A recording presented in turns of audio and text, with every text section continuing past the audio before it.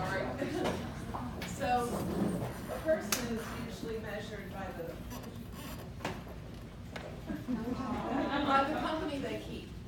And wow, these Goonies, don't you love them so much? And one of them has such a humble heart that he didn't quite finish his whole story, and so I wanted to finish it for him. Don't make me cry. What Jason didn't tell you is he told you where he was at the bottom, but he didn't tell you that this year he owns his own salon and he is booked out for months. Yes!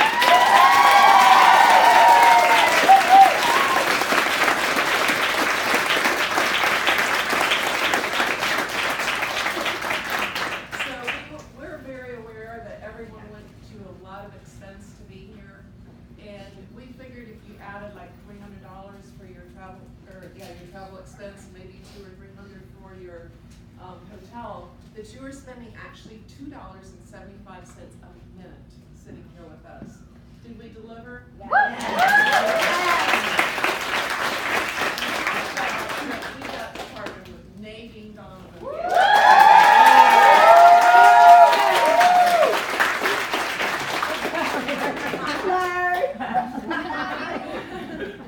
So the reason I'm called Dr. H is I've done hair my whole life. I started very, very young, and I will never stop doing hair. And I said to my assistant one day, I said, you know, when people are in a career for a long time, they sometimes get an honorary doctorate. And so I thought, well, I'm just going to give that to you. And so I go by Dr. H, but it's Dr. Hair, Dr. Happy, Dr. Healthy. You know, there are a lot of really, really good H words, and I use that with my clients, and my clients now affectionately refer to me as Dr. H. But no one gets to me more than when Keon says, hey, Doc. It's just really So my name is Dr. H, and my passion for hair is equal to my passion for connection. And that's quite a story, and I think, can I see who has been like in Phoenix or Atlanta? Okay, so y'all heard my story more than once about how my mother was my great encourager, but there's the other side of that story, and that's what I want to kind of share today, because my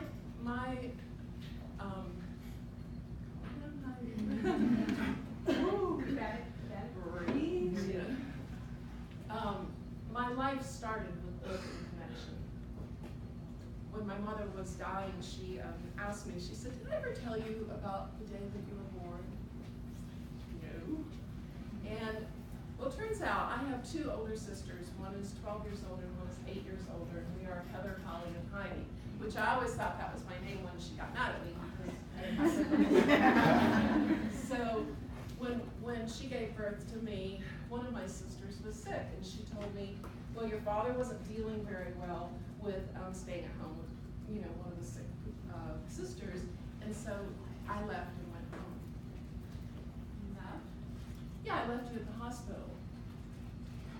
How long did you leave? Oh, for 2 days. I knew they'd taken care of you. So there we go, broken connection. So I'm just going to be dramatic. Big surprise, right? So I went from the warmth and the security of my mother's womb, feeling her heartbeat, hearing her voice, thrust out, as we all are, into the cold, cruel world with, you know, harsh lights and loud sounds. And I probably was held by her for maybe a couple hours. And then I was passed off to strangers while she went and took care of something that he could have taken care of, but that's another story. And her confession, though, was so helpful to me because all of a sudden a lot of my neuroses made sense. Like why I would connect or why I would attach myself to people that were not good relationships, not healthy relationships, trying to gain back that connection that was broken. So things went on, and as a teenager, I was about 15 years old, and my parents found out that I had some sexual indiscretions. And though they were atheists,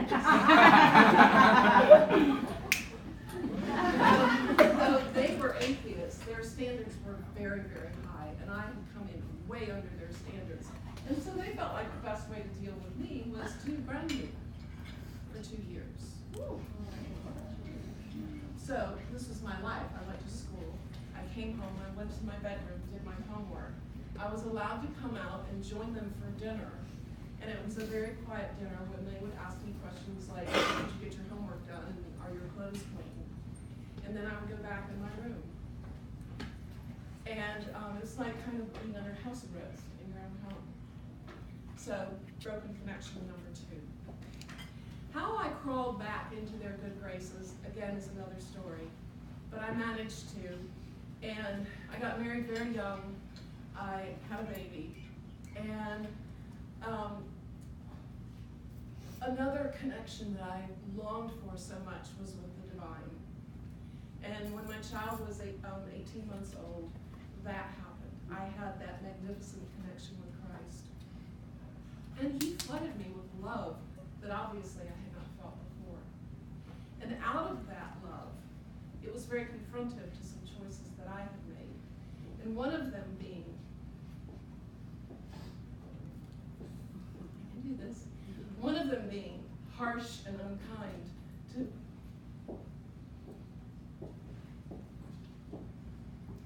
to my middle sister, Holly, who was bipolar.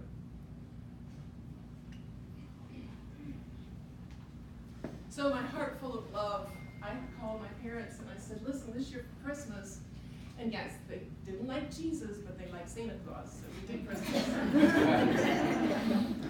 So this year for Christmas, how about if we include Holly? I got a call from my father and my grandmother that I had just absolutely broken my mother's heart, that I would confront her and whatever, and so here we go again, Spanish. They literally used the word, I disown you, you are not my daughter. So here I am, a young mother in a marriage that's not very good. I needed my family. That would put me in the fetal position more than once. And again, here we go, crawling back into grace. And so that was another, it's like these 2-year periods of time. So it was really fun watching my mother and her connection with my daughter, because they're really kindred spirits. My mother's perfectionist, as is my daughter. There's just a lot of things, and it was fun seeing them really join heart to heart. Well, when Eliana was in her teens, Eliana's my daughter, she lost a family ring. My mother had passed, through all the girls and everything. She loved the ring so much and was so proud to wear it. But when it came up missing, it's not like my mother was really approachable to say, hey, guess what, Mom, we lost your ring, or we lost your ring. So we just didn't say anything. I wanted to protect my daughter from that, but of course she would ask, and of course I would tell her. And so she wasn't mad so much that the ring was lost, but that I lied. Well, why would she think that I would approach her when all that I had through? So here we go again, number 3. This time, she didn't hurt just me. She hurt my daughter. And I just couldn't stand the thought of Eliana having that broken relationship with her. And so I started writing letters. The letters that are like, these are all the things that I did wrong. I'm so sorry that I've been a disappointment to you in this area, in this area, in this area. And then the next letter would be, and these are all the things that you're so wonderful, and I appreciate, all you've given me and who you are and your talent to this. And it made Eliana angry. And she said, Mom, why do you grovel for your mother's love? She said, she is such a selfish person and she is never going to change.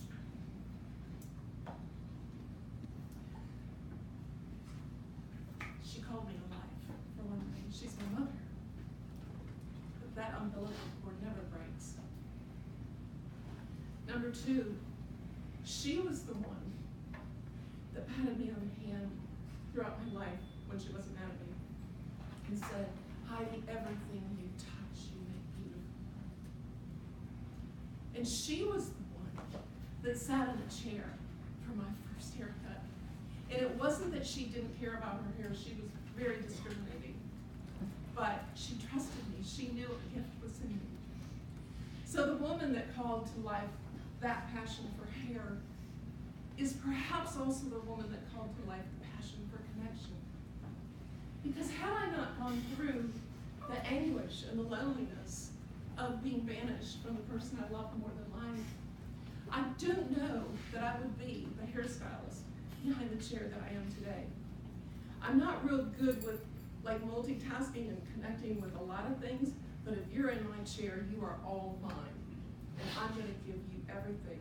Because I believe that we all have that longing to be loved, to be respected, to be heard, to be listened to be acknowledged. We all wanna hear, you is kind, you is smart, and you is important. So, and I consider hair really a canvas. Jason and I were talking one day about, because I'm such a business person, and he says, well, you're in it for the money. I said, oh my God, is that how I come across? Because I do focus on making money. I have to, I'm single. But for me, hair, the real reason that I love it is because I consider hair a canvas. And it's a canvas that God uses me to paint His love on them. And it's those special moments, and you all have had them, when you're in a conversation with a client, and it's like magic is in the air. There's that heart to heart, and all of a sudden things are coming out of your mouth that you didn't even know you knew. And they're getting it, and that connection happens. You've had that happen too. That's why I do hair. All the rest of it is money thing. So, okay, let me get all distracted. Sorry. So I had prayed, of course, being a Christian, I prayed that my mother would get healed from cancer. But she got healed from something worse than cancer. All those filters of insecurity and shame and her own issues of abandonment and rejection, those filters, those foggy, filthy filters clogged her view of life. And she wasn't able to see clearly. And I know that because towards the end, she said, sorry, stop eating. No. Heidi. Maybe it's crying. Maybe it's crying. You got it. She's all right. That's 2 days in a row, Nadine. They haven't come yet yet. She said, I've learned so much about each of you. And the only thing that makes me sad is I won't be here to enjoy what I've learned. She finally saw us. As she was stepping back, the strength was leaving her body, she was stepping into the divine. She was free. And so my daughter was wrong. She did change. So, and then a few days before she died, I said, Mama, do you remember all those times that she's patted me on the hand and said, everything you touch you make beautiful? I said, that was the rocket fuel for me. You made me believe in me. And her response was, oh, so I said something right? It's taken me a lot of years to disentangle myself from the lie that her abandonment of me told me about myself. And I began my career very, very small. And, you know, I talk a lot here about, you know, my book was full for a year, and it is, and I have an assistant, and sometimes I need 2 assistants. And so how did I get from this place where I didn't believe I had a voice, and I had those filters up too. I couldn't see people clearly. I'd get my feelings hurt over everything. I'd take offense at everything. My communication skills, they weren't good because I hadn't had that given to me. And so I've worked through a lot of it, and I'm very, very grateful today for what I have for the full book. And I don't take any of it for granted. It was a hard-won success. So I guess I just want to say that, because if you're feeling small, you will always feel small. find people around you that will speak the truth. Because the truth is, we're all made to be loved.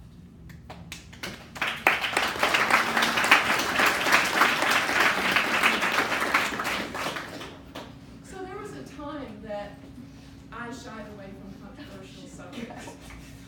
But today I invite those conversations, in particular with my clients, because I realize that there are few safe places that people can really express their fears.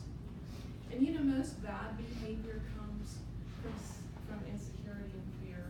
And so if you kind of get past when people are annoying you to, what's at the root of it? What's really behind all of that? Because most people don't want to misbehave. They want to be nice. They want to be liked and have some peace.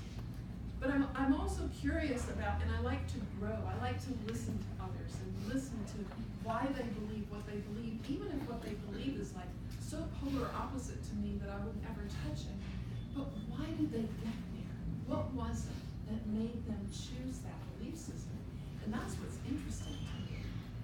And so, and then there are so many common denominators between all of us. We all want to be heard, we all want to be loved, we all want to be respected, we all want to be safe, we all want to be at peace, we all want good health and good health care, we all want to have our children have a chance at a really happy lifetime. And we want to be successful, and basically all of us want life, liberty, and pursuit of happiness. And as I observe, our nation is frightened. And everyone has their reasons. Liberals have their reasons for being frightened, and conservatives have theirs. And though there was a time that we might have felt awkwardly constrained by political correctness, I think we're all horrified at the present lack of grace and respect to people. And it becomes immaterial who began any conflict, and more crucial who perpetuates it, because a family divided against itself can't stand. And a nation divided against itself can't stand either. We're one. So you and I have that choice. As business people, we have clients from every belief system that sit in our chair. And we can not only be hair magicians, which all of y'all are, but we can also be ambassadors of a real love that provides a non-judging space for all. The poet laureate in 1993, Maya Angelou, recited at President Clinton's inauguration. I'm going to see if I can kind of channel her.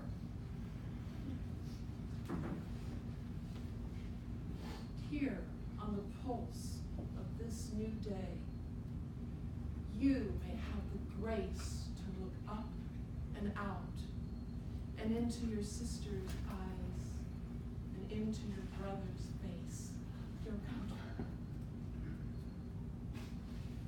And say, simply, very simply, with hope, good morning. Maya would be interviewed by the LA Times after that. And she said in that interview, in my work, in everything I do, I mean to say that we human beings are more alike than we are unalike.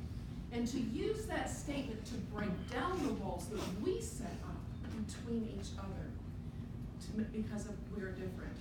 I suggest that we should narrow the differences, because the differences make us interesting. The differences make us strong and enrich us. And the differences are minuscule compared to the similarities. That is what I mean to say. Don't you love Maya Angelou?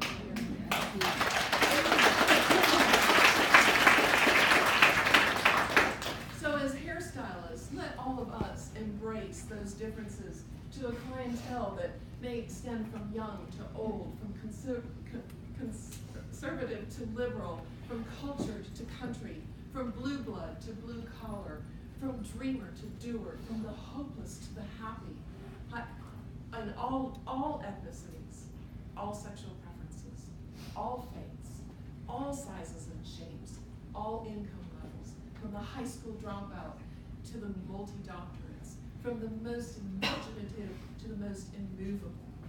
It's time that we break down walls of division while we do kick-ass Goonie hair. There was a Sunni Muslim monk from the 13th century that poetically said,